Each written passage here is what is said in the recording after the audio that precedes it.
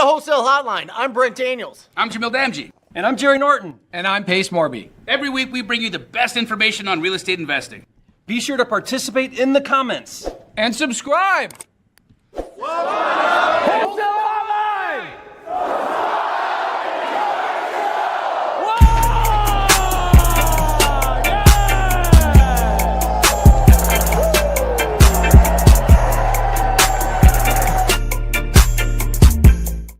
Are you ready to rock? Welcome to Wholesale Hotline number 287. We are coming to you broadcasting live from all around the country. My name is Brent Daniels, Mr. TTP, Mr. Talk to People, joined by the incredible Jerry Norton today.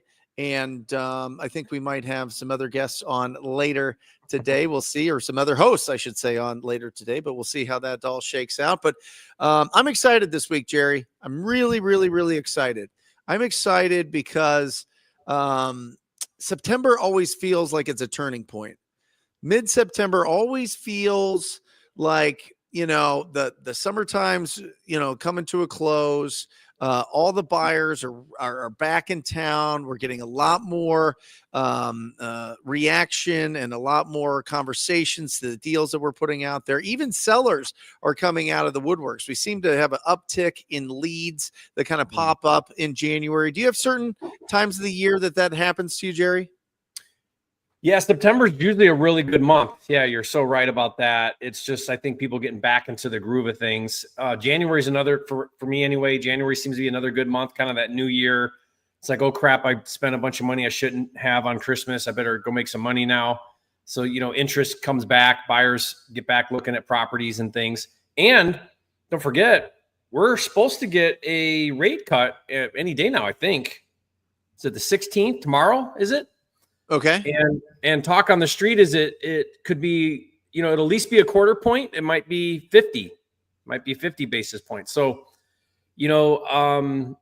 that should probably spur some activity in the market, should get some buyers excited and maybe get the real estate market moving a little bit too. So we'll explain this to me, because the mortgage-backed securities are an asset class. And, obviously that's based off of the interest that those mortgages are getting. So there's something about like treasury bonds and interest rates might drop, but it might not be for like mortgages. Do you know anything about that, Jerry? Well, typically the mortgages follow that. So if you see a drop there, then we'll see one in mortgage interest rates as well. And, I think one of the things is I've kind of been watching this and getting a lot of different opinions around this. There's a lot of talk that if interest rates can get down low enough, then, we'll see a real spur in activity in the market and real estate values, buyers coming out, things moving. But I don't know that we're going to see it. I mean, I really don't think we have to hedge inflation, obviously. And I think the market's just doing better than people think. And I just don't think we're going to see big cuts in the interest rates. I mean, we might not see another rate cut this year now after this, and maybe next year a little bit. But, I think everyone needs to kind of normalize where we're at and do traditional real estate where it's like, find a good deal, make sure your comps are realistic. Don't project any future value increases. Go off of historical data, not future projected data. Back to the basics is kind of how I look at it. Yeah. You guys, you always have to remember, you make money when you buy. Right. That is like rule number one, maybe location, but rule number two is you make money when you buy. So make sure that you're getting real aggressive out there. I had the talk today at the Investor Fuel Mastermind that we both virtually went in there, and I had a list of 10 things, and I'll go through them real quick here. 10 things that I went through to build a successful business in a boring market. Do you mind if I go through these? I did 10 things too. 10 was the magic number today. That's it. Well, great minds think alike, Brent. Let me put this on here, Brent, and see if I can get this thing. Well, I'll just go through it because it's not pulling up. But number one is real deals only, right? Only real deals, guys. If you don't know if it's a deal or not a deal, it's probably not a deal. Okay. If there's like some question in your mind, stick to the 50, 35, 10. If it's over 250,000 on Zillow, you want to be 50% of that number. If it's between 250 and 100, you want to be at 35%. And if you're under 100,000, you want to be at 10%. And guys, this is for ugly houses. This is for houses that need significant renovation. This isn't for beautiful houses that are out there that people should just put on the market and sell it and be aggressive with their listing on the market. But these we're talking about really, these properties need significant. Say it again, Brent. Under 250, you want to be at 50%. So 250 and above, 50% of Zillow. Okay. 250 above. to 100, 35. And below 100,000, 10%. Okay. I can pull that up here in my computer so everybody can see that.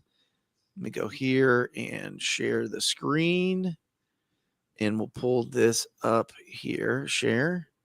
And right here, guys, you could take a picture of it. Let me get it. Where are you? Here it is. Offer price estimator right there. If this estimate is 250 or more, 50%, 249,999 to 100,000, 35, and 100,000 or less, 10%. Use those rules right now. Those are great. Okay. The next one is throw away all non-motivated leads.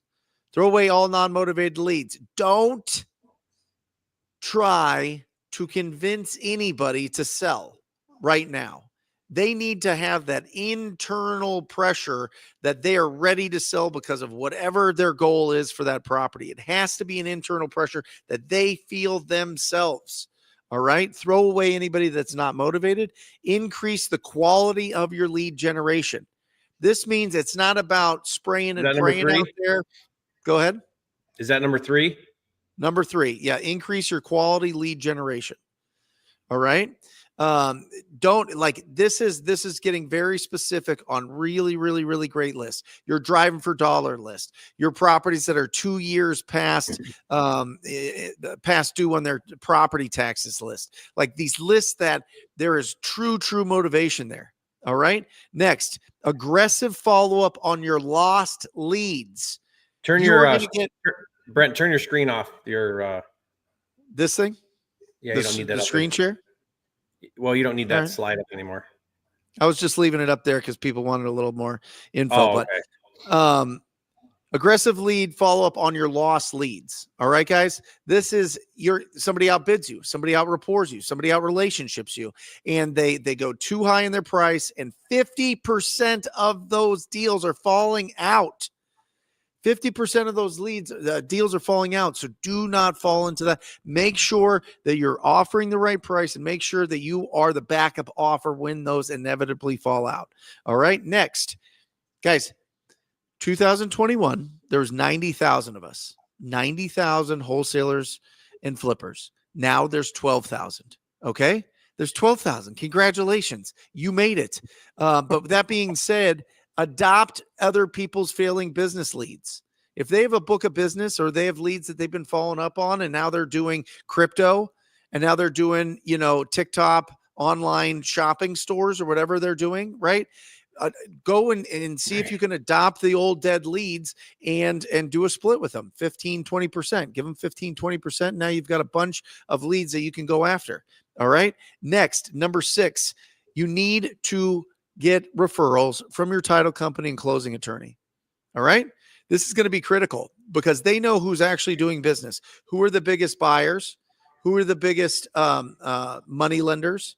Who are the best at doing the at working with agents? Who are the best agents out there that you can work with? All those things you need to get referrals from title companies.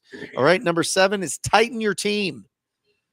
If somebody's out there and they're not going 100 miles an hour in this market, get rid of them. Get rid of them. There's excess, that VA that's not doing anything that you have, they're really nice and they're working, and they're doing the thing, but nothing's coming out of that relationship. Get rid of them. You got to tighten your team. Brent, I call this trim the fat. I have a once a month meeting and we call it trim the fat. Yeah. And it's basically not just team, but all expenses. Like go through with a fine-tooth comb everything you're spending money on that month and ask yourself, do we need this? Is this critical to the business? And if it's not, get rid of it. Get your overhead down. That's it. Keep more cash. Keep more cash right now, guys.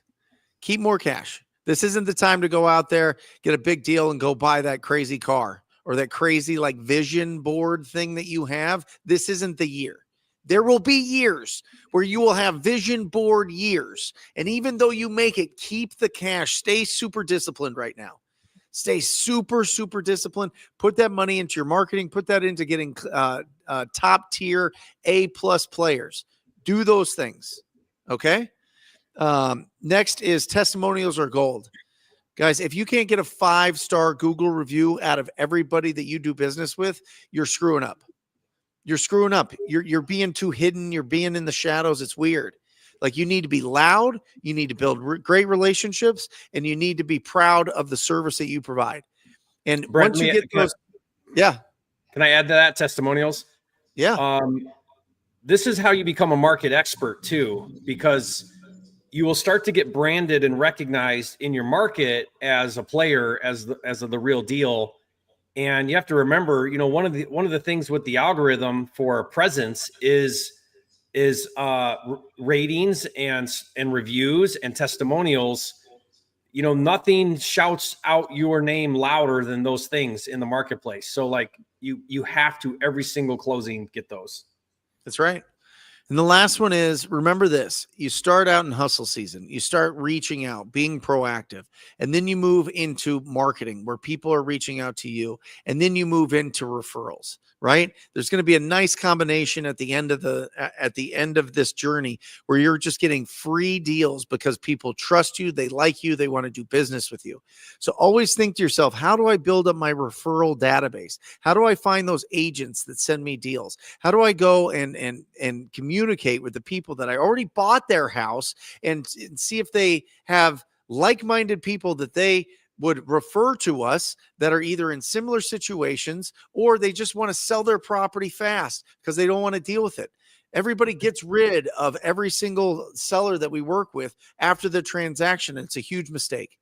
Build real relationships in this and get it to the point where you're getting referrals. That's what's going to take your profitability through the roof. So it starts out prospecting, then you get into marketing, and then into a combination of marketing and referrals. And that's how you build a long-lasting brand and business. So those are my 10, Jerry. Awesome. Yep. I got 10. Get it. Want me to get after it? Yeah, absolutely. Okay, so these are, I took a little bit different angle than you did, and it was more around some of the crisis that's happening in wholesale in the industry.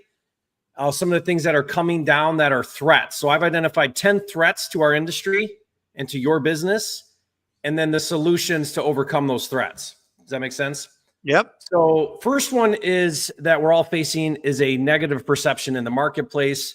There's an idea circulating around that wholesaling is predatory.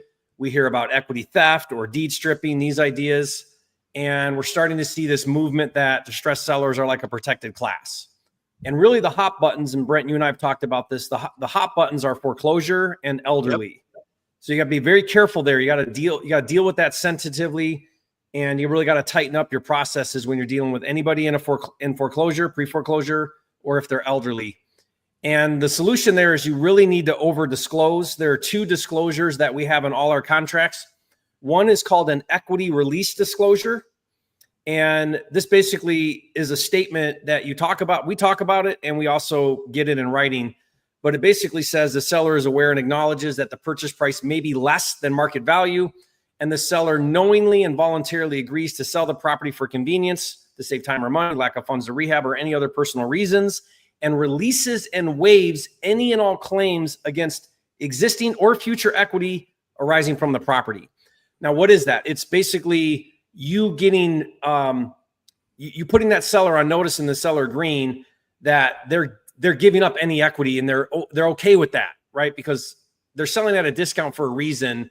And so this will prevent others from coming back and saying you stole that person's equity or you ripped off that person's, you stripped them of their equity, that kind of thing. The second one is a profit disclosure, and that basically is just the seller is acknowledging that you're an investor and your intent is to make a profit by either renting, flipping, or signing the contract, right? Like you're going to make a profit, and they know that. So that's something that's, I think, is really going to be important going into 2026. Threat number 2 is there's an attack on equitable interest. And guys, the way to think about equitable interest is it's making money in a transaction before you legally own the property. That's an assignment, that's a double close, that's an novation. And they're coming for it. And they're already doing that aggressively. And we're going to continue to see an aggressive attack on equitable interest. Solution, I think, is you got to get capitalized. You got to start taking down properties. You need to get funding, and you need to be able to buy that thing, trash it out, resell it. You know, I call it a takedown. You can call it a wholesale. But if you're not doing that already, you better strategically start planning to do that. The third threat is an attack from NAR, National Association of Realtors, on off-market transactions. There's a real push that wholesaling is brokering and requires licensing. We have a lot of states now that require licensing in some form or another, either marketing a contract or just doing the assignment in general. Washington State, for example, there's no more off-market there. You have to have agent representation, or you got to buy the appraisal, pay for the appraisal for the seller, and the seller can back out of the contract. So, you know, if you're going to, which is not obviously viable. So in Washington State, you're going to have to get a license and self-represent. It doesn't say you can't self-represent. So you're seeing that movement, you know, so the solution there is you're going to have to get licensed and self-represent. Just be ready for it. If you think you can get away from having a license to wholesale in the future, I think you're, you know, gravely mistaken. Yep. Threat number 4 is there's an attack on outbound marketing. There's this idea around solicitations. They call it intrusive marketing. Atlanta has a commercial harassment policy against wholesalers. Texas is really cracking down on cold calling and texting. The fines are massive. And so we're going to see a movement away from outbound marketing and more to, and obviously the solution is to move towards inbound marketing. TV, radio, direct mail, PPC, which Brent's company does, PPL, where the lead is contacting you, you're not contacting the lead. I think we're going to see a lot more of that happening. So, you know, and that's the holy grail anyways, inbound marketing. Whenever you can do inbound marketing, you know, it's going to be better. You're going to have a lot less leads to manage. You're going to have higher conversion rates. You're going to have shorter cash conversion cycles, and you're going to have bigger assignment fees. It's always better to move to inbound marketing. The problem is it's going to make it harder for newer investors that don't have marketing budgets. So we're weeding out the no marketing budget and the uncapitalized wholesalers by this happening. Jerry, what about MLS deals? MLS? Yeah, I mean, if you have no budget, I mean, there's plenty of big companies that, you know, that all they do is make offers on the MLS all day long. Yeah. So, you know? I mean, anything that's so if it's you know, there's zero marketing strategies like working with agents, driving for dollars, networking with other investors, JVing on deals. Like it just means that, you know, you're going to have to find solutions that are not outbound marketing. And when I say outbound marketing, it's really specifically cold calling and texting. Yep. I mean, it's not going to be a way to do it anymore. You know, 500. Listen, Jerry, Yeah. 507 class action lawsuits so far this year for real estate operators. It's a lot. Yeah, That's up 100. That's up 112%. Yeah. Now, let me be clear. In Texas, you can still do it. You just have to jump through a bunch of hoops, you know? So like jump through the hoops if you're going to do it, but make sure you're compliant. Yeah. So threat number 6, Brent, is attack. So this one goes along with number 5. It's an attack on phone closing. Actually, let me back up. I missed one. Threat number 5 is attack on virtual wholesaling. I think what's happening here is licensing and regulation. It's making it harder and harder to cross state lines. I mean, I run this report, Brent, and I'm constantly referring back to it. I'm like, what can you do again in Nebraska? What can't you do over here in Virginia? What's going on again over there? I mean, we're now at enough states where it's hard to keep your head around it. And if you're virtually wholesaling, you better be careful when you're crossing state lines that you know what's going on in that state, or you can get yourself into trouble. And along those same lines, I think we're seeing an increase in a lack of trust. You know, with AI and stuff, are you real? And I think it's getting harder to close on the phone, and I think it'll get harder to close on the phone. And both virtual and phone closing, both those threats, I think, are leading to the solution is to close in person. We switched that model a couple years ago. It's been one of the best decisions I ever did. It doesn't mean you personally have to go on the appointment, but you better have, an acquisitions person or somebody that's meeting the seller face-to-face, belly-to-belly, and you're walking out of there with the contract. We will beat every other virtual wholesaler when we go on appointment. Why? It's simple. We can create more trust. We're there. We see the property. We can waive contingencies. We got our head around everything. We know the neighborhood now. Like, we can make some really aggressive moves because we have all the decision. We know all the decisions to make, right? So I think that's going to be a big movement as we're going to move back to closing in person and less on the phones. Threat number 7 is there's a commoditization of wholesaling. Everybody has a cash offer. There's nothing special about your cash offer anymore. So the solution is you have to differentiate. And one way to differentiate is to not wholesale, right? Like, buy it, be the buyer. Sit down with the seller and say, look, I'm not a wholesaler. I'm the actual buyer. And I can put down bigger earnest money. I can waive contingencies. I can close. I can show you I can close. And so now you're differentiating from all the other wholesalers. It's a little bit of a throw the other wholesaler under the bus, which is not cool, I guess. But you know what?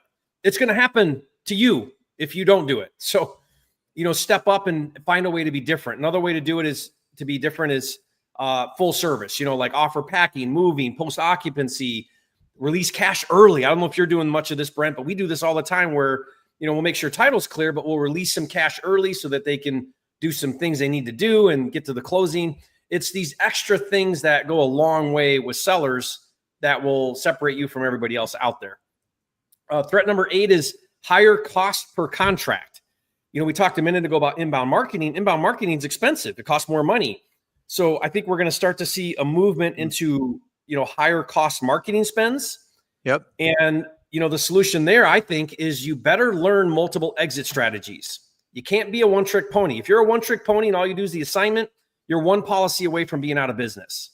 You're going to need to learn how to not just do low cash, but you're going to probably also need to learn how to do innovation a little bit, some creative, maybe list the property for sale, be able to take it down, do some other things other than just the assignment if you're going to survive. Because now what you're doing is you're maximizing your marketing dollars, and maybe you can get that down to 1 in 10, 1 in 8, instead of 1 in 15 or 1 in 20 on your leads, right, to contract. Yep.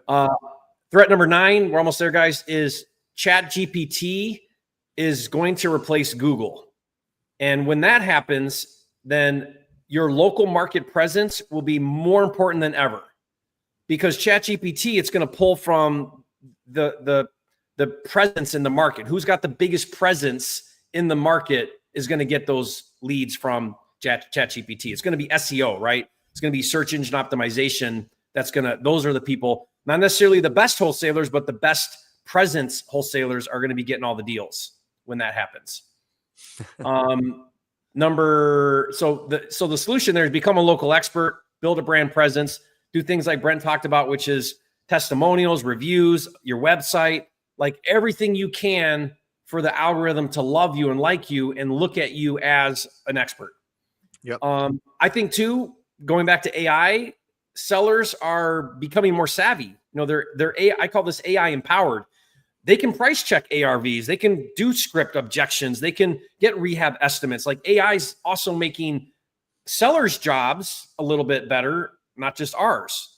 So what that means to me is you better be a very data-driven wholesaler. Like, you better have really good data skills when you're interacting with sellers, because sloppy offers are going to get annihilated. You better know comps. You better know repair scopes. You better have proof of performance. Those things are going to matter more and more as sellers get more and more savvy with AI. And I think the last one, Brent, is I think we're going to see a lot of burnout. And, this hand-to-mouth deal chasing is exhausting. And if you're not utilizing a calendar and automation and you got poor processes, then it's going to eat you alive and you're going to run ragged and you're going to quit. You got to know your KPIs. You really need to understand the systems, the processes, and have that dialed in if you're going to survive and thrive as a wholesaler. That's my list. Jerry, I mean, once again, you just frustrate me at every turn because your 10 are way better than my 10. Every time you do this to me. No, they're not. Yours are awesome too. yours are way more thoughtful. No, Well, mine are doom and gloom a little bit. So the first one is disclose on the purchase agreement, right? Yeah, it's protecting that. It's combating this equity theft idea and being strategic about that. Yep. And then what is the number one was disclose that, number two was profit disclosure? Yeah. So I have two separate disclosures. An equity release disclosure. They're releasing any claim on future equity. And then you're also disclosing that your intent is to make a profit. Right. Now it seems like that should be self-explanatory, but don't assume that. It's not self-explanatory. You're buying at a discount to make money. They need to know that, and they need to agree to that. Yeah, makes sense. The third is licensing requirement. The third is licensing. Yep. 4 is outbound marketing. Switch from as soon as you can, move to inbound from outbound. Yep.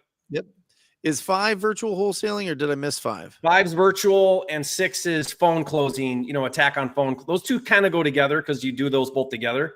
But yeah, it's crossing state lines and closing on the phones. Yep. And then everybody's making a cash offer. So that's becoming it's a commodity now. Cash offers are a commodity. Yep. You got higher cost per contract. You got Chat GPT, and you got burnout. Absolutely incredible. Absolutely incredible, guys. And listen, here's the thing. The one thing that I understand, and I was reminded this, I had an action workshop in my office, and one of my real estate mentors, Brian North, came in, and he was really talking about, he's been in it a long time. I've been in it a long time. You've been in it a long time, Jerry. The importance of disclosure is everything. Like, if you disclose, that's what solves so much of this, right? And anybody that's out there saying you don't need to disclose, or you can be sneaky in this way or that way, hasn't been in this business long enough. They just haven't been in this business long enough. And I'm not really faulting them, because I understand that, like, you have this entrepreneurial spirit and you're going out there and you're making cash offers, and who cares? Why do you have to tell them what you're going to do and what you're going to make and what their house is worth? And it's not fair market value, what you're offering, because of the situation. You're making an illiquid asset, a liquid asset. I get it. I totally get it. Just disclose. I'm just telling you, disclose. If you have to trick somebody into doing business with you, you're not a business person. You're not a business person. And even if it's not tricky, Brent, I used to have this mindset that, like, what I do with the deal is my prerogative. I have the right to a contract. I have a right to my equitable interest. I can do whatever I want. So I don't have to tell you what I'm going to do with it. I used to have that attitude, but you got to move away from that, because what the regulators are saying is, it's saying for a seller to make an informed decision, they need to know all their options, and they need to understand entirely what's going on, so that they can now make an informed decision. So you got to, whether you agree with that or not, that's how it's looked at. And you have to adopt that attitude. Yep. Awesome. Guys, we are in now. We'll get off our little presentation mode, and we'll get into question mode, which is our favorite. So thank you so much. I've already got 8 locked in here. So Abyss of Poetry asks, how can I get a mentor? I'm 16 and am trying to get into wholesaling. What do you think, Jerry? Well, I mean, there's a lot of free advice. There's paid advice, right? So, like, it just all depends on where you're at and where, how serious you are, if you're in the right place for it yet. There's free, there's paid, there's free groups, there's paid groups, there's everything in between. If you're 16, I think there's a lot for you to learn as a 16-year-old that you don't have to pay for anything. You can learn everything you possibly could about wholesale real estate on YouTube for free. Do your deep dive, make this learn everything you possibly can. My God, you're 16 years old. What I would give to go back to 16 with the resources available today, you're unstoppable if you can learn how to do all of this stuff. So I would say, like, dive into the free stuff, learn that as much as you can, but then you got to take action. You got to get involved. I would join some groups where you're around other people your age, around other people learning and doing what you're doing, interact with them, network with them, make friends with them, Get away from all your buddies that are playing video games and drinking beer or whatever. Like you got to get around the right people. You got to get around the right education. And then the only other way around any of this is you got to take action. You got to start picking up the phone and talking to people. But make no mistake, as a 16-year-old, none of this is overly complicated for you. None of this is something that is too advanced for a 16-year-old. This is literally, wholesale real estate is literally like third grade math. It's not complicated. It's just, do you have the grit and the persistence? That's all. If you got that, you're going to do fine. Yeah, and I think, go to some local meetups and see if there's somebody that you feel has good vibes, good energy, and is excited to work with you and show you the ropes. I think it's important to be around people that are doing this business. You can find plenty of people in the group here in the chat. There's probably some decent discords. I really like John Johnson's Discord. He does a great job, and he's just got a great heart for the business. And so I would look up John Johnson's Discord. It shouldn't be hard to find him and connect there, and just make sure that you understand that there has to be there has to be people actually doing business in the group. There has to be, right? So yeah, there you go. Right here. What is the difference between wholesaling land versus houses? Do you guys prefer one over the other? I mean, they're just two different business models, really. I mean, one's houses, one's land. The nice thing about land is you don't have to worry about repair. So you're not trying to figure out condition of a property. You're trying to figure out land value and use of that land. The only value in land is the use of the land. So when I look at land, I look at a couple of different buyers. One is going to be a spec flipper. That's what I like to do. They're going to buy it. It's going to be like an infill lot or a development lot. And the idea there is they're going to build a new house on it and sell it for a profit. You bring it to that developer or builder, and they're going to want it. You can have what I call land bankers. These are investors that like to sit on land. They got money. They park it in the land. It's usually like an up-and-coming area or an up-and-coming location. You've got your recreational buyers. These are more rural. And they're buying land so that they can go four-wheeler on the weekends or go fishing there or hunting or whatever. And maybe they put a trailer on it or something, but they're not, it's more of a fun thing. And so that's one. And I think there's a fourth one too. Maybe not. But like those are your different land opportunities. And now your job is to figure out, okay, well, what's the right use of this land opportunity I'm looking at? Who is my buyer? And then, what are they willing to pay? And then just like normal real estate, normal wholesaling, buy at a discount. Yep. Yeah. I mean, listen, with land, typically there's going to be a smaller group of buyers, but they're going to know the area, especially if it's infill land, which is awesome. I highly suggest you do it in town. But there's some awesome techniques for finding land in the middle of nowhere and doing some cool land business that way as well. So if you're interested in land, if you're trying to get like big deals, it's going to be in town. If you're looking to just like kind of get your feet wet with land and find some, like get a lot of response from whatever marketing you're doing, go in the middle of nowhere and people will just give you the land. It's pretty awesome. Yeah. Awesome. Here we go. I have a deal under contract. This would be my first deal ever. I've been working so hard for 2 months, but it's 2 mobile homes on one lot. How do I comp something like this? And is it a good wholesale? Well, that's kind of a unique, odd situation, and you're going to run into that all the time. The way I look at this is like, if something is hard to comp or impossible to comp, then that means you have to guess on value because you don't have 5 comps with 2 mobile homes on one lot to look at to get a really good understanding of value. The harder it is to value something, the more of a gamble it is on what that value is. So you just have to be really aggressive on that. Like I would look at that and I would say, I really don't know what the value is because I can't find data to support it. So I'm going to go in ultra conservative. And if I get the deal at that number, then I can't go wrong because I'm buying it so cheap. That's how you treat odd things like that. You got to just kind of be, you got to treat it that way because you don't know what the real value is. Does that make sense? Yeah. Yep. Yeah, I mean, remember this 1978, that's like the cutoff for conventional loans for mobile homes. And so if it's after that, it's a bigger pool of buyers once it's fixed up and going out to, somebody that's going to live in that property or own it for a long time and rent it out, whatever it is. So if it's under 1978, it's all cash. You know what I mean? And you have to see if those mobile homes are going to be salvageable, right? And so it's just remember that when it comes to mobile homes. Boom.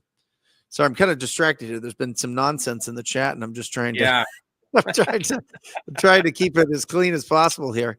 I'm using 40%, but I'll increase to 50% moving forward for rehab and original condition. That's right. Here we go. Syed, I have a deal under contract. We got that one. Here we go. Tiki asks, do you have a script I can use for direct to sellers? I do. Sure. Now, word of caution, don't read a script like a robot or it won't work. You really want to find your own voice. Use a script more like a guide, give you some parameters, give you some things to say and how to handle objections, that type of thing. But you really want to practice that a lot, role play a lot, call a lot. It doesn't, after you do this for 1,000 times, it'll become second nature. But you really want to find your voice, be authentic, be real, and use a script as like a guideline more than word for word. Yeah. Tiki, ttpinsider.com. We have a ton of scripts, a ton of resources for you if you want to check that out for anybody.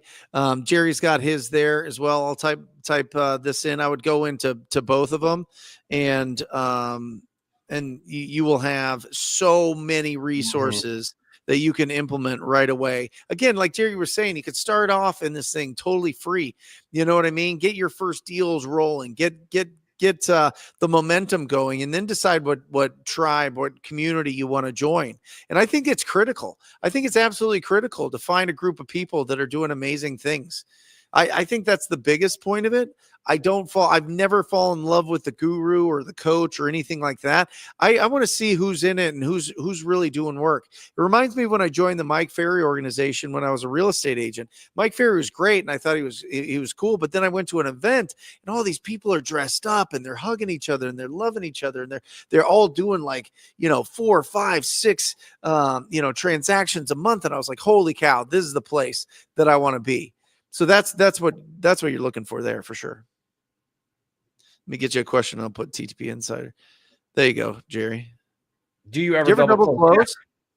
Yeah, double close all the time. Yeah, I have one Thursday that we're double closing. Yeah, double closings, like if you can do an assignment, then why double close? You just pick up extra fees, right? Because you got to pay closing fees when you buy on transaction 1, and you got to pay closing fees again on transaction 2, and maybe transactional funding. So I'll double close strategically if I intentionally want to create that barrier so that seller and my end buyer don't see the numbers. The reason why I'm closing this one on Thursday is there's an agent involved, and I'm helping a student on the deal, and there was a renegotiation involved, and there's 3 other deals under contract with this same agent. It's off market, so it's pocket listing, and my student does not want that agent seeing that $12,500 assignment to jeopardize everything else they have going on. And so, we're double closing that one. So, there's reasons like that. If it's a bank property, you're not allowed to do the assignments on those. So you better be prepared to double close.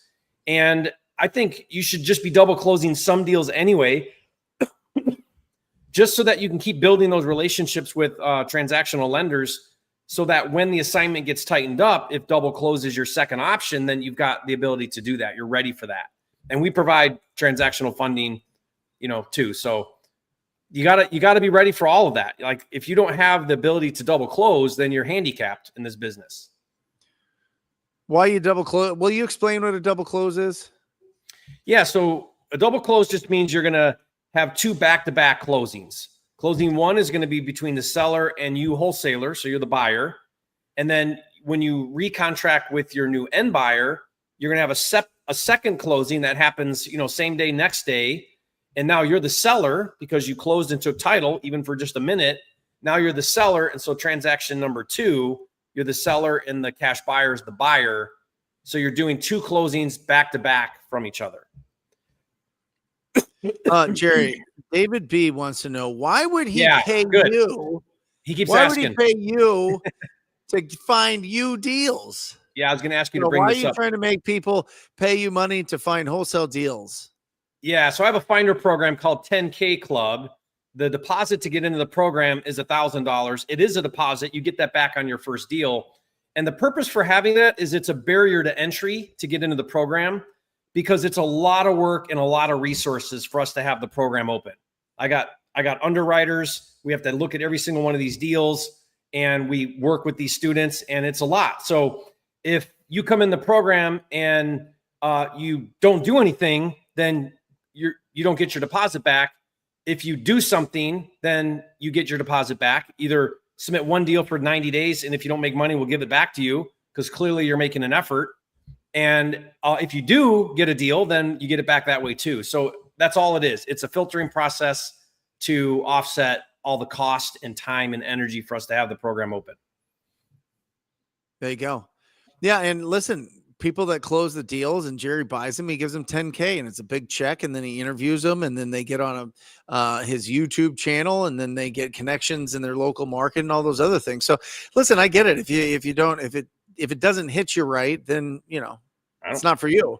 But yeah, Jerry's been doing this a long time, and he's been giving out a lot of money for buying a bunch of deals. I think it's a genius idea. And you know what? We do some free tuitions every now and then, and it never works out. It's never once worked out. People say to me all the time, well, how about I pay it after I do a deal? Well, if you make zero sacrifice and you come in and you use up resources and you've made no sacrifice, then what happens is you end up not showing up. Okay. So, Yep. I mean, we just figured out that that's what works. Kirsten says, getting started, but live in Minnesota, cold face. Was going to try virtual, but hearing you all talk about it in person, would you suggest trying my backyard or co-wholesaling with someone who can run an appointment? Great question. Yeah, when you say Minnesota, I'm kind of wondering where Minnesota. You want to be in a metro market. And again, when I say backyard, or when I say appointment, it doesn't necessarily mean that you have to go on appointment. Excuse me, but you are going to want someone going on appointment. That's the point, is you're closing at the kitchen table with the seller. And I've got no problem with Minnesota. My favorite is sleepy markets like Tulsa, Topeka, Kansas, St. Louis, Indianapolis, Memphis, like the under national median home price. Those are awesome markets. Yeah, I have some great rhinos in Minnesota that are absolutely crushing it. So Kirsten, I would go crazy in your own backyard for sure. And if it's one of those things where like your schedule doesn't align with you going on appointments, or maybe you're not comfortable going on appointments alone, I certainly understand that. Have somebody that goes with you for sure. I mean, there's a tremendous amount of really great investor groups in Minnesota where you can connect with somebody that will go on those appointments with you, right? Or just go on those appointments for you, no less. So yeah. And Andrew, there's people in the side chat here that are in Minnesota. You're right there, Jerry. Jerry almost died. Yeah, I'm choking to death here. There you go. The beautiful evolution. Jerry, are you primarily just into wholesaling? Why not RV parks? I do lots of things. RV parks are like the shiny object right now, I guess. Like that's all the hype is RV parks. No, that's Pace is going hard at, yeah, and getting loud about it. So yeah, I got no problem with RV parks. I mean, I have a 57-acre development here in Sweetwater, Tennessee, by where I live. And we might do a wholesale. We might do an RV park. We might do tiny cabins. We're not really sure. I might do manufactured homes. But no, I got no problem with RV parks. I like wholesale. Listen, guys, why do I like wholesaling? I think you need to have 3 different buckets of money. Fast money, which is 30-day money. Medium speed money, which is your 4 to 6 month money. And your slow money, which is passive income. And you need to make the fast and medium speed money a huge priority, because that is what pays the bills. It brings the money in. That money can then get reinvested into your slow wealth building assets. That's the smart way to do real estate. So I talk a lot about wholesaling. Why? Because that's where most people are at. They need to generate fast money and medium speed money flipping so that they can now have excess cash to do things. If you don't have cash coming in, you can't really grow a business or grow wealth very fast. Yeah. And also remember, that's a different business than wholesale. Like your portfolio is a different business. Flipping's a different business. Wholesaling's a different business. So it depends on where you want to put your attention.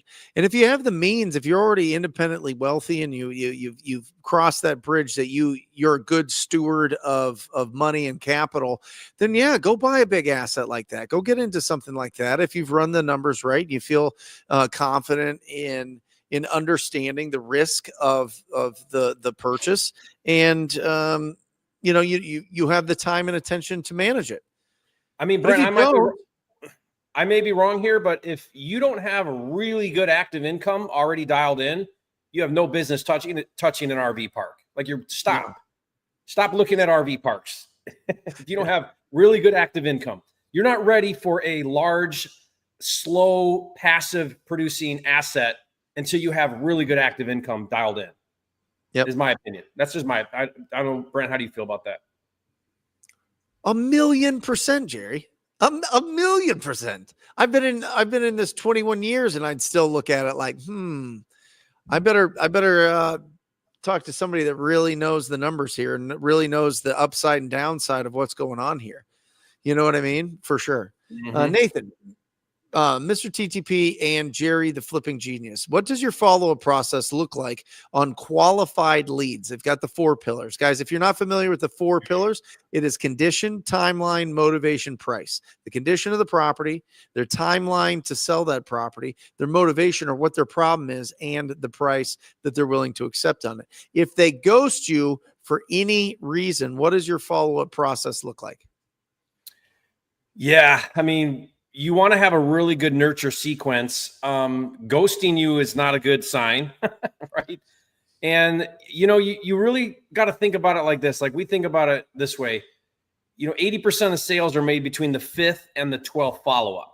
Now, I don't think it's that bad with inbound marketing. Certainly not. That would probably fit more outbound marketing because, people are in an early cycle of motivation with outbound marketing. And when people start asking me about follow-up, I'm like, oh, you're doing outbound marketing. If you're not set up well for follow-up, then you're going to beat your head against the wall if you're doing outbound marketing. Now, my inbound marketing game, we don't really have a follow-up game. It's not really much about follow-up because that seller's motivated and they're either selling to me or somebody else. They're not sitting on the fence. They're ready to go. Yep. So it takes a whole lot less effort with inbound marketing because you don't have all that follow-up to do, and you're dealing with a whole lot less leads. So, if you're going to go down that rabbit hole of outbound marketing, then you're going to nurture leads for 4 to 6 months.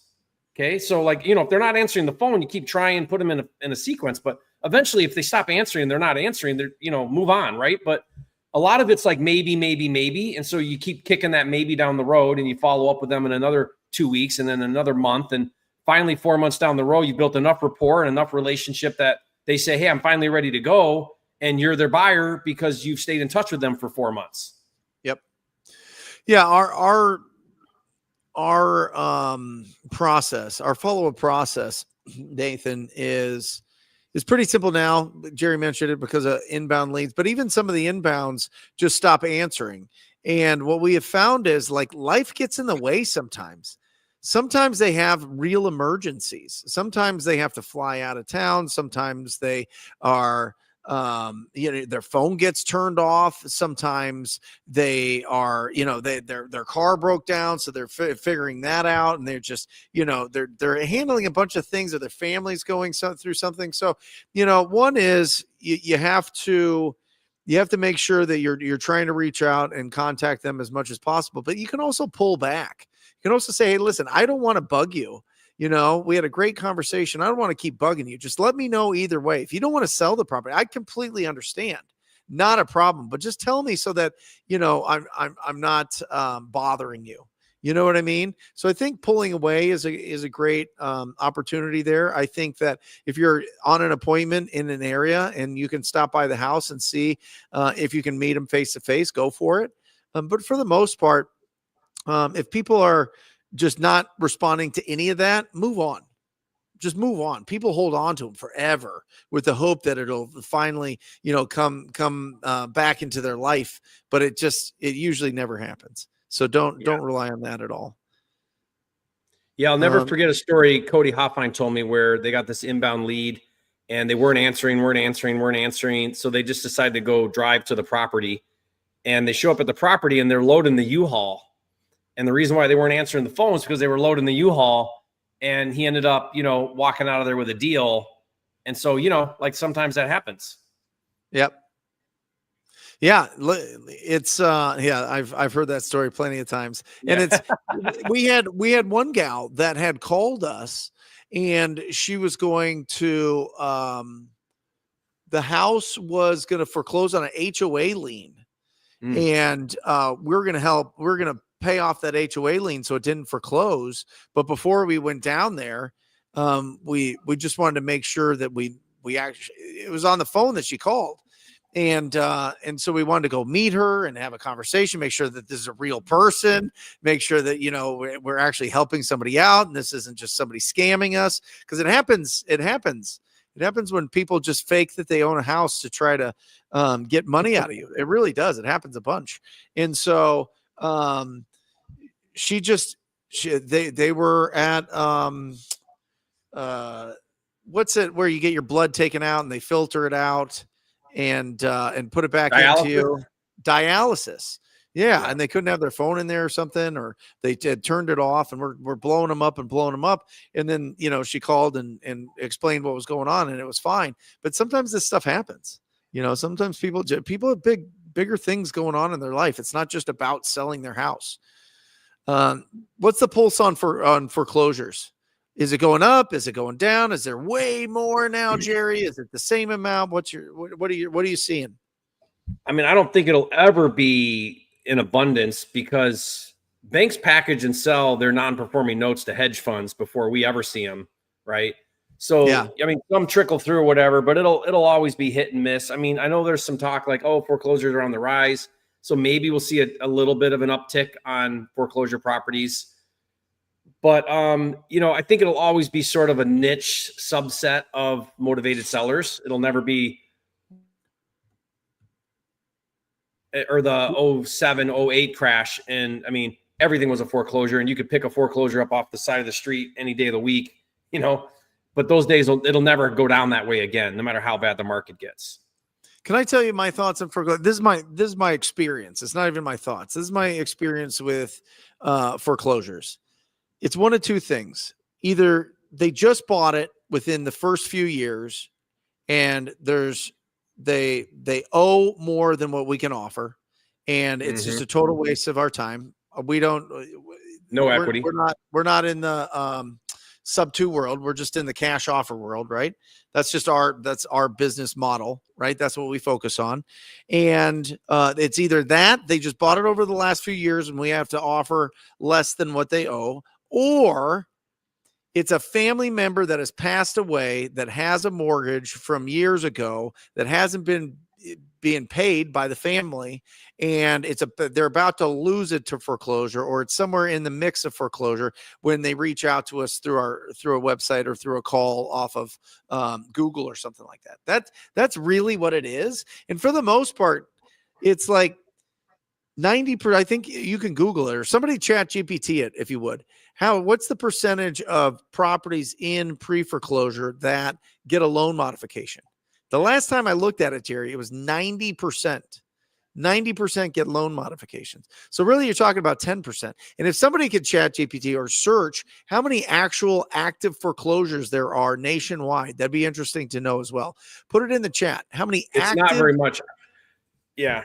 I have a student, Brent, in Oklahoma City, and he door knocks foreclosures, and he told me it's like, 10 this week, 10, 11 next week.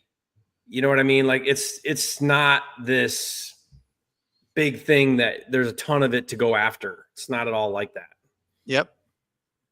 Yeah, it's somebody put it in the chat. Somebody do a little bit of research for us. I know that you guys are incredible. So just put in there, what is the current amount of active properties in foreclosure? And remember, there's 147 million properties, residential properties in the United States. I thought it was 143 million the last time Mark Stubler and was in my action workshop. He said 147 million. So I'm curious to see what the percentage is there, but I think it's a very small fraction for sure. All right. Alex, are you all seeing a big dip in the market in Florida in the last 30 days? How much should we accommodate on ARV for this dip?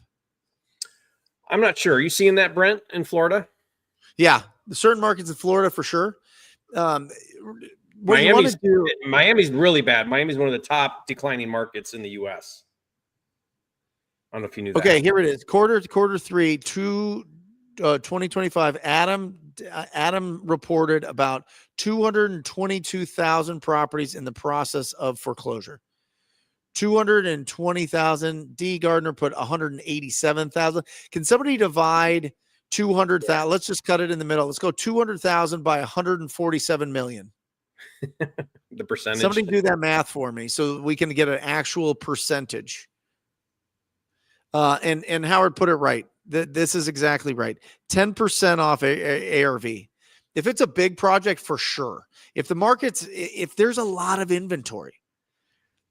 Jerry, I was reminded that in the peak of the downturn in Arizona, the luxury market in Arizona had an 18-year inventory. 18 years. In 2009 or like mid 2009 or 2010, it had an 18-year inventory for luxury homes. Isn't that crazy? Wow. Absolutely bananas. Anyway, the higher the inventory, the more aggressive you have to be with your offers and evaluating the ARVs because they are coming down. The way that we look at it is we look at 5% off of the highest sale in the neighborhood is a nice safe spot for the top line. 0.25%. So not 1%, not 0.75%, not 0.5%, Jerry. A 0.25% of all of them in the country, in all the residential properties. So, Brent, do you want to know the top declining markets? Yep. I just had it here. Give me a sec. San Francisco lost 52 billion in total home value since June of 2024. Yep. Dallas lost 37 billion. Okay. So it's declined. Yeah. And Miami 25 billion. So San Francisco, Dallas, and Miami have been the fastest declining markets since January of 2024. And those are probably some of the biggest inclining markets when it turns. You know what I mean? We'll probably swung at 30%. Yeah. Back in the day. Yep. Declaration of home buyers. Hey guys, I'm considering transitioning from cold calling to Facebook ads for a couple months with a $3,000 ad budget a month. What's your thoughts about Facebook ads? We love them. We have transitioned my coaching and training to that. Now we do it done with you. It's very reasonable. You can check that out at talktopeople.com/Facebook or done for you, where we actually run the ads for you, come up with all the creative, set it for you. And it's done with my marketing manager that has spent millions and millions and millions on Facebook. So I invite everybody that, if you're in that kind of, $2,000 to $3,000 a month budget, I think Facebook, especially if you're like in a real localized market, I think you could do a lot of really good work there. And it's one of those things that even Gary V's like, hey, if you're not owning your local area and Facebook, you're making a huge mistake. He's really hot on it. It's really interesting. So, talk to people. I'll put it in here. talktopeople.com/Facebook. Check it out. /Facebook. We'd love to work with you, Declaration. There you go. But I think it's really smart. I think that building a brand presence, I think coupling that with getting 5,000 Facebook friends in your local markets, go into those community groups, friend request everybody, and then post to your own story, I buy houses every single day. It'll blow you up. You will get so many incredible deals. So many incredible free deals just from that. But also while you're coupling that with running ads, we have, well, I shouldn't even say a technique that's going, I'll give you a little, whatever. We're running ads, Jerry, to realtors saying that we want to buy houses on Facebook ads to realtors to build those relationships. Smart. Right. And it is. Wow. It is Advertising to do the agent model. Never heard of that. That's genius. Right. And Facebook, it's super reasonable. I mean, you could spend like $10 a day, $20 a day. It's crazy because nobody's doing it. That's cool. Now everybody will do it. No. Scott Allen, how many years do your acquisition guys usually last in your business? I mean, your guys have been with you forever. Ryan is celebrating. Chad celebrated his 5-year yesterday. Ryan celebrates his 5-year today. Yeah. It's funny. Yeah, but you take care of your people. I mean, you pay them well, you treat them well. Yep. 80K base plus commissions. Chad junior acquisition, because he does a bunch of the deals. He's touching a bunch, gets 3% of the deal, and Ryan gets 6% of the deal. Okay. So they're on a lower commission because of a salary base. Yeah. And you look at, they do $1 million. It's another 60 grand right on top of the 80, but they push well over that. Yeah. Yep. Guys, if you're interested in some of that Facebook stuff, I have got the best guys. I am telling you, PPCs, Facebook, SEO, Google My Business. It is going to be huge in coming up. I am telling you, and we are building the absolute best. I mean, I've got incredible people in-house here. Jerry's seen them. Jerry works with us. Yep. Yeah, they're awesome. Jerry and Brent, been watching you guys 5 years, finally closing my first deal. Not making what I hope, but I'm grateful and blessed. Keep doing the Lord's work. Much love. Congratulations. Listen, when you cross that bridge from faith to fact that you can do this business, it is life-changing. It solidifies that this is real and that you earned it. You did it. It is so incredible. It's the best part. The first deal is the best one. Maybe not the biggest, but it proves to yourself that you can do it. Now do it over and over and over again. Build a real business out of it. And it doesn't matter how much you made. It really doesn't. I don't care if it's $1,000 or $3,000, whatever, because you went through all the mechanics and you successfully completed a deal. And that's the point, because now you've proven to yourself that you can do it. Yep. Now go do it again and again. This is interesting. So I live out here in South Florida, Miami area, and I've been using PropWire, shout out, propwire.com, to find buyers for casinos, $100 million apartments, $1 million single family, and I email and iMessage, but no responses. What do I do? Probably stop doing that. I mean, I don't think you're going to be, you're talking some high rollers and you're cold emailing them. That's going straight to their spam. And that's not how you make relationships with that type of person. Yeah. So I don't think I would do that. That's all relationship driven if you're going to work with anybody in that category, those categories. Yep. Yeah. It's, listen, you're talking commercial. You're talking dudes that get paid millions of dollars to be commercial brokers. They're all over the place. If you've got deals for them, that's a different story. But if you're just reaching out to buyers to see what they're looking, they're all looking. They're always looking. That's their whole job, is to look. But that's what commercial brokers do. This is the problem. I have a fundamental problem with this idea, this concept of buyer first, deal second. Because let's say that you get a hold of that casino owner or $100 million apartment guy. You get a hold of Grant Cardone or somebody up there, and what are you going to ask him? Hey, are you buying? What's your buy box? Is that what you're going to ask him? They're going to say, go find me a freaking deal and then call me back. Yeah. You know what I mean? Like, stop, don't waste your time. Yep. Oh, I like this. Bailey asks, how do I handle what company are you with? I'm new and trying to get my first deal on my own. I like answering, Bailey. I just started. I'm really new at this.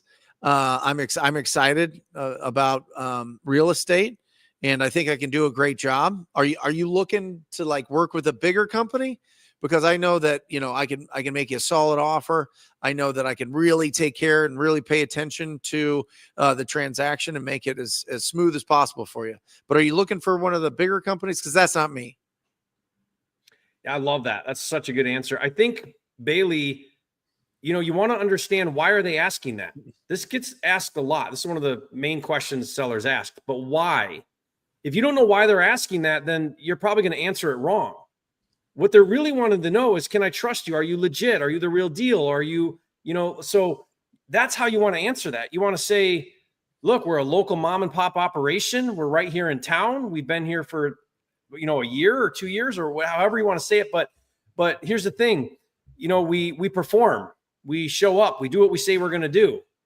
And I got a little LLC I set up, and we're just a little small operation here, but we're looking for deals. I'm well connected with other buyers. If it doesn't fit for me, I'll take it to one of my buyers.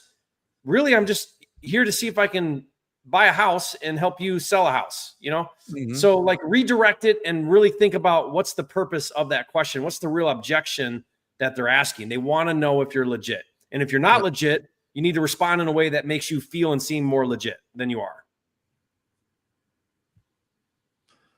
Elite Investor Enterprises asks, what's the most effective use of time to close a first deal when you have a limited budget? Well, I mean, this is what Brent calls hustle phase, man. This is the grind stage. You know, Yep. When you have a marketing budget, you get to leverage that budget, and ideally leverage really good lead gen with really high quality leads. And that's going to make your life, your business, your team, everybody's life way better, way easier. But when you don't have that, all that means is you got to work 10 times harder. That's all. That's what I did. That's what Brent did. You know, you got a small budget or no budget. It's go time, baby. You have no leverage in the marketplace other than your hustle. That's right. Listen, Elite Investor, I hope you're still on here, but mentioning it again, you can go and you can build, you can friend request 5,000 people. I mean, you can get 5,000 friends in your local market, and you can post every day to your stories that you buy houses. That takes 7 minutes a week. It takes 28 minutes a month. You post it and people will respond. Go into the realtor groups, go into the investor groups, go into the community. I love San Diego pubs group or whatever, you know, just local groups that you can go in there and friend request people and watch what happens. That's $0 out of there. Now, the key to that is you have to respond when people actually DM you.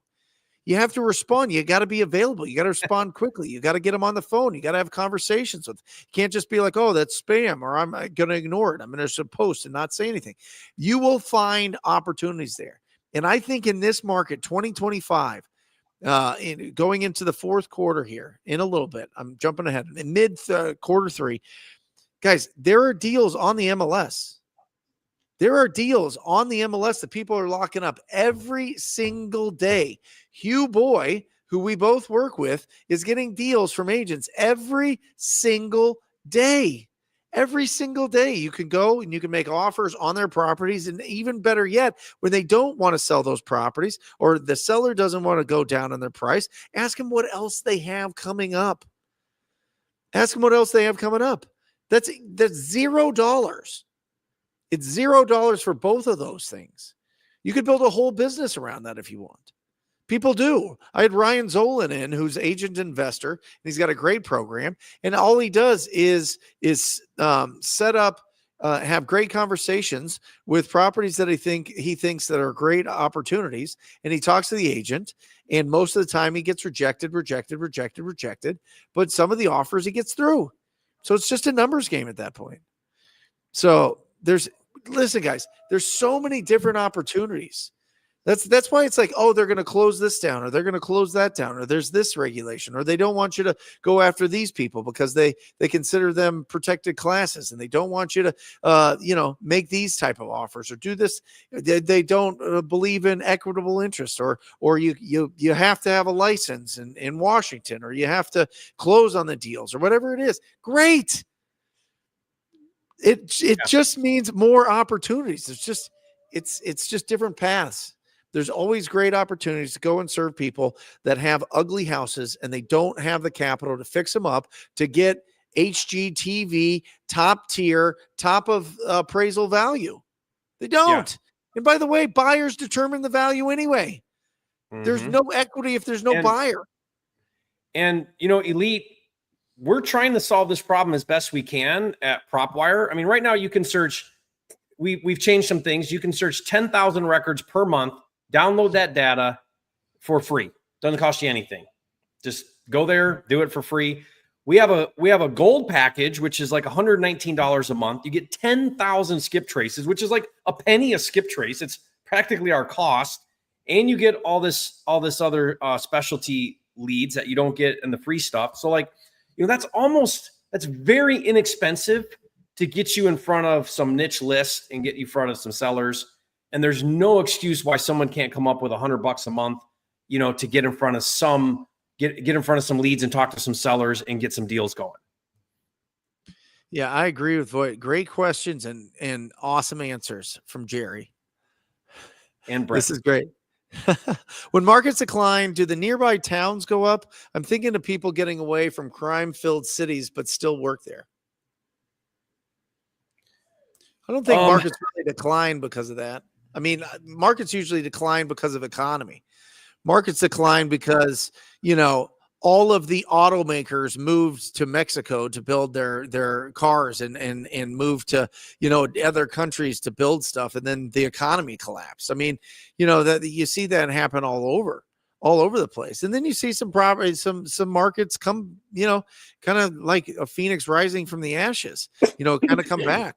There's a lot of North Carolina and South Carolina and some of these other, areas that were, kind of chugging along that just got massive, they got the new Amazons, or they got the new Teslas, or they got the new, Apples, or they got the new, these big corporations that come in.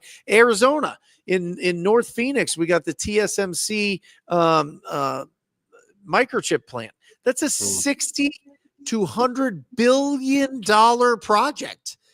Jerry, they just redid the whole 17 freeway from Phoenix to Flagstaff. That was $10 billion. This is 10 times that amount that they have invested in there. Yeah. And there's more chip companies coming here, more of the autonomous driving car companies coming here, more like if you're in an area where the government is pro-business, you're in a great spot. Yeah. Some areas just aren't because they're, they don't need it. I'm betting my future in real estate on the below national median home price markets.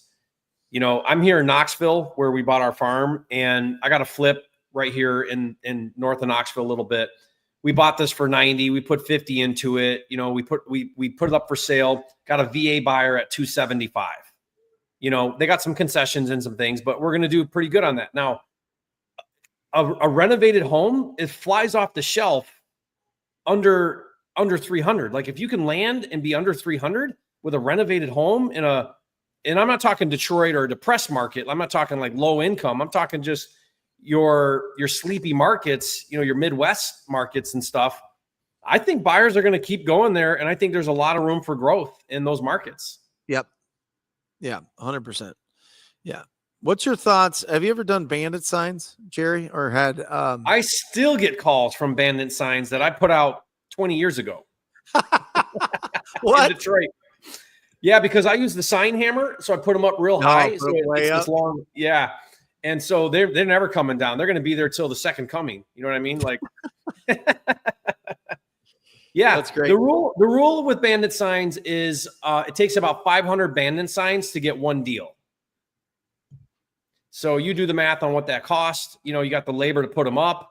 You got to be careful of municipalities that don't like that because you can get in trouble for it, and people taking them down and all that. But I mean, sure, they work. Yeah, I find it works a lot better in the lower priced areas, in rural areas especially. Brent Bowers, who does the Land Shark program, does huge signs on all of his lots, like rent to own or owner finance for his lots, and people just do whatever they want on vacant land. They camp, they I don't know, shoot firearms, they pull out their RVs, they do whatever they want, and those work out really well, and people call those up. And we've had Jenna Hoover in I think she's in Pennsylvania. She's like in a town that has like 1,600 people. You know what I mean? And absolutely dominates with bandit signs in and around those areas. So I think that there is some opportunities there. I would say in Phoenix that they're highly frowned upon, highly frowned upon. I mean, they'll call you up and try to, interrogate you. Yeah, I mean they'll beat you up pretty good. Yeah, they'll find you big time. What we used to do, Brent, in our nicer neighborhoods with bandit signs is we'd put them up on Friday at 4:00 and we'd take them down Sunday at 4:00. Yeah, because the municipality workers weren't working the weekends, and so you'd have the whole weekend to run your signs, but then you got to take them. But then we'd take them down. Yeah, Bailey, it's a great opportunity. When you do see those signs, call them up. Great way to network. That's a wholesaler marketing for sure. Or the little signs that are like, hey, this property's for sale. It's ARV 400, price 250. You know what I mean? Call those people up, see what they're about. See if it's one of your buddies. It might be. You know what I mean? That's a great opportunity to call. Listen, you guys can go online and you can go and find properties that are rent by owner on Zillow. Rent by the owner. You could call them up and make offers and see if they're tired being landlords. There's signs out there for rentals. You could call them up and see if they're done being some people that own rentals, they can only miss a couple payments before they're in a real problem. Vacant property for some people is a real issue. And if they're not renting that thing out and covering their payment quick enough, they'll sell that property to you. So I think that those are great opportunities there. Yeah. I got a couple more here.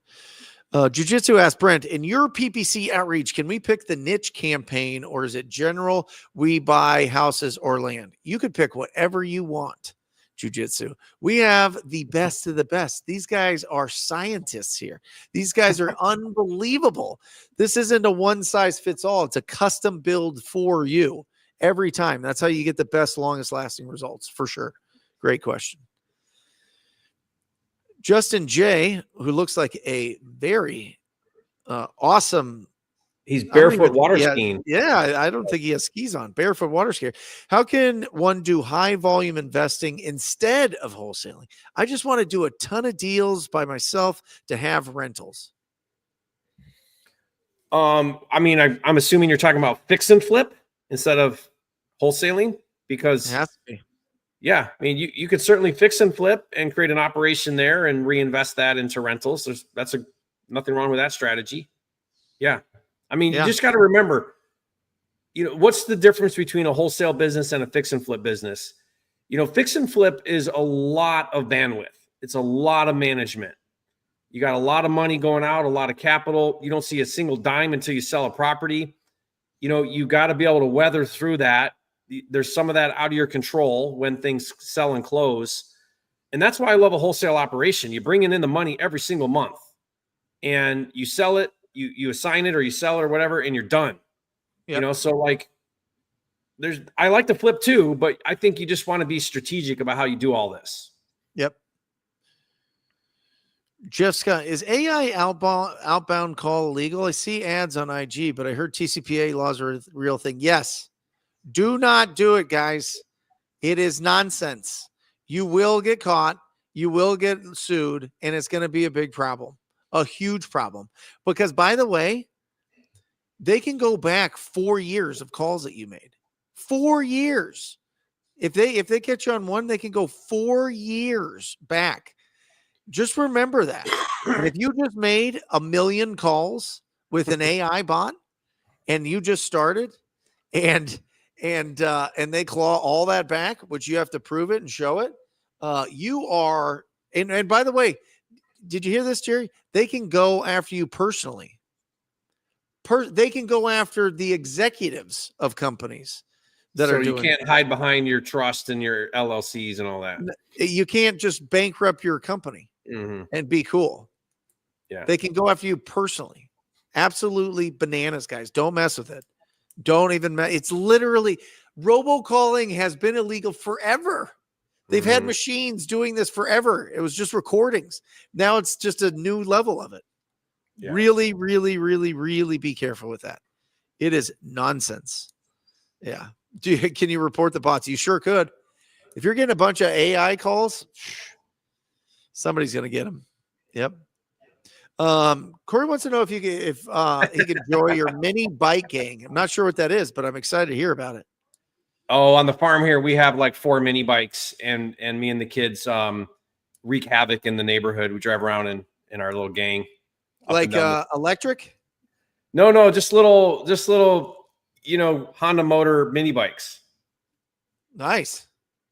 Yeah, it's a fun little thing we do. They break down as much as when we go out riding, like we break a chain and we're constantly fixing on them, but it's kind of fun. Like if you're into mini bikes, you'll know what I'm talking about, but they're just great. Like I have my 12-year-old has one. I won't let him go. I set it to like 30 miles an hour. So you can't go fast on it, 'cause I don't want him to wrap around a telephone pole, but we cruise up and down all the windy roads around here. And it's just like a lot of fun.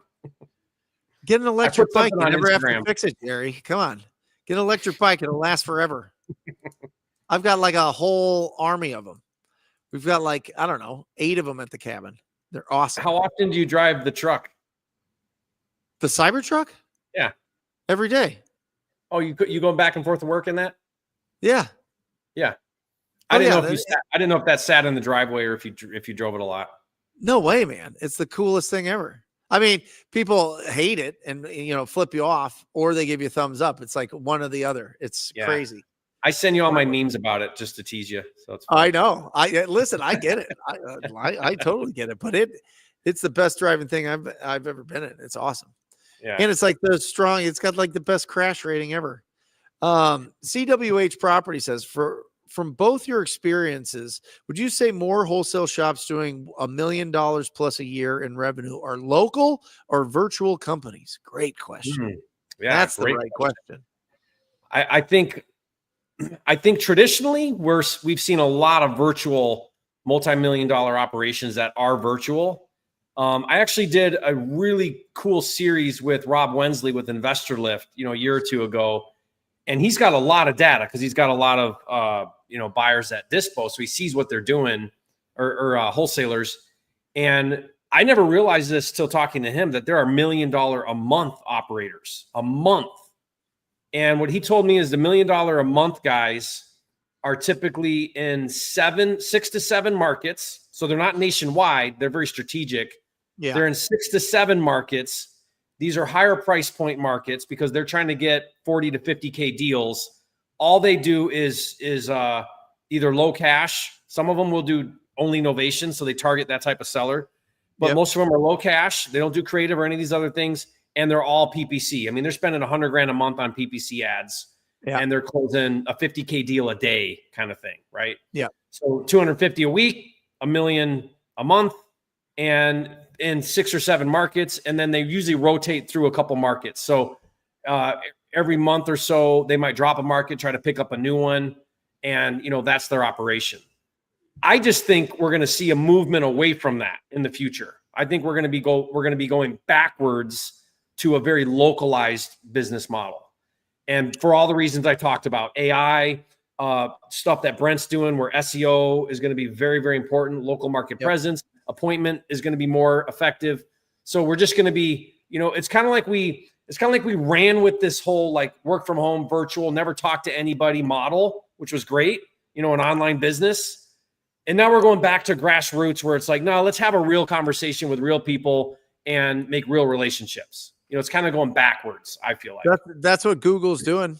That's what Google wants. Yeah, that's what Google wants. I think mom and pop, brick and mortar. I think a lot of AI is going to go that way as well, because they want to build trust on the internet with businesses, especially, right? Mm-hmm. They don't want the scams going on. They don't want people, just doing everything without meeting anybody, and then all of a sudden they're stuck in a situation where they've got, a purchase agreement with somebody they've never met, and they disappear, and it turns into a mess. So, and AI's ruining all of that, because Now it's getting so good that you don't really know if you're talking to a real person. So they're going to offset that by creating a lot more friction for that, It's exactly right. Yeah, great point. Pamela asked, would you guys mind talking about where and how to get buyers, please? Do you have a resource for that, Jerry? I'll tell you what, we subscribe to a lot of the really good softwares, and there's good ones. Investor Lift, Investor Base. You can get buyers on PropWire for free. There's some great tools out there for getting buyers. But like my partner, Mark Gabriel in Tulsa, Oklahoma, we get all our buyers from the Facebook groups, and we're active on those groups. We participate on those groups. We go to the local meetups. We treat buyers the same way I've been talking about sellers. How do I know you, see you, and build trust with you? Help me understand what you're looking for. Let me bring you deals that fit what you're looking for. And so we're just very, very relationship driven in a localized way. And that's working really well for us. I mean, we're doing 100K months without any problems. And it's all local buyers that we network with. Yep. Yeah, I really like Pamela, just real easy. I would just Google hard money lenders in your area. They have the lists of all of the buyers. They're buyers themselves. They have their own list. They wholesale to their own buyers, make a little bit extra on each deal. That's a phenomenal resource. I would see where the foreclosure auctions are in your area, whether it's at an attorney's office or down at the courthouse steps or whatever it is. And I would talk to the people that bid on those deals, because those are really, really, really great buyers and they know a lot of buyers. I would talk to your title company and closing attorneys and see who the best buyers are. Yeah. Brent, pull up John Johnson about his novation. I saw that. I will. Yep. Okay, let's talk about this. I mean, novations have a very high fallout rate when those fees are big. No one complains if it's 15 grand, maybe 20 grand. But when you get up into a banger like this one, think about it. That seller gave you the right to market their property. You marketed their property, white glove service or whatever you told them. Now you're at the finish line and they're seeing you make a massive fee. What do you think they're going to do? They're going to freak out. They do every time. I had this happen to me on one that was $120,000 novation. They lost their mind, and we had to close cash. This was like a Wednesday, and we had to close cash on Friday to get that seller out, or they would have canceled the whole thing and we would have lost the whole thing. Right? So you have to know that anytime you're doing a big spread on a novation, that there's a high likelihood that that's going to go south real fast. Yep. Right. And so this is just one of the problems with novations is, overcoming that objection is a big deal. Yeah. I wonder if it was them seeing it. What do you do, Jerry? You future pace it. You tell them exactly what's going to happen way before the closing. You're supposed to do that, but again, he says cancel one day before closing. So my bet is they looked at that closing statement, saw your line item, and lost their mind. Yep. That's what I think happened. Yep. Right. So that now they don't want to cooperate. Well, honestly, perform on your contract. That's what you do. Do what I did and close. You have a contract with them to buy it at a price. Close on that contract. You're probably going to lose your buyer. Maybe keep them on the sidelines or whatever, but you better close on that thing or you're gonna lose the whole thing. Hans knows. Just there had you go. 125K novation. I had to turn it into cash and take 60. That's right. That's what happens, guys. You just got to know that's going to happen. Go in with your eyes open, guys. If you're doing novations, if that fee's anything sizable, it's going to become a problem. Yep. It does every time. Awesome. Jerry, great show. Yeah. Awesome show. Great show. What do you got going on this week? Oh, what do I got going on this week? What videos are dropping this week? Are you doing this 10? The 10? That's awesome. Yeah. So guys, if that was helpful, I'll release that video. I'll do that video, like content around that this week. And what else I got going on? John says they haven't seen the closing statement. They were trying to find a place to move into and couldn't. Oh, okay. Well, then everything I said. More time. Yeah. Yeah. Extend everybody. Yep. But don't be surprised if when they see your fee, you got a problem on your hands again. I'll just make sure that they know. well ahead of time. Yep. Awesome. What do you got going on, Brent? You're dropping that video this week? Mm-hmm. Awesome. That's going to be huge. Yeah. What are you doing this week? I'm going to do a live show, and I'm going to do a breakdown of your video of the 10 risks. I made notes on yours, Brent. So I'm going to right back at you, buddy. This is incredible. I mean, I really, guys, listen, disclose that you're making a profit, disclose that it may or may not be fair market value. If you need a license, get a license. If you're doing inbound marketing or outbound marketing, just understand that at some point you're going to have to transition to inbound marketing. Virtual wholesaling could be a little bit tougher for sure. Phone closing could be more scrutinized. The cash offer, everybody's doing it. So how can you stand out? How can you close these and be the actual buyer? Higher cost per closing or per contract. ChatGPT is coming online. It's coming online fast. Better figure it out and watch out for burnout. It's awesome. Absolutely incredible. Jerry, you're the best. We love you guys. Thank you so much for being a part of this incredible journey on Wholesale Hotline. And we're out. Love you guys. See ya. See ya. Or just say squat up. So squat up and enjoy the show. Yeah. Yeah. Okay. 1, 2, 3. So squat up and enjoy the show. What are you doing? I didn't say that thing. Why? I don't know. Okay. So squat up and enjoy the show. Cool. I think we should use the one where Jamil doesn't say anything.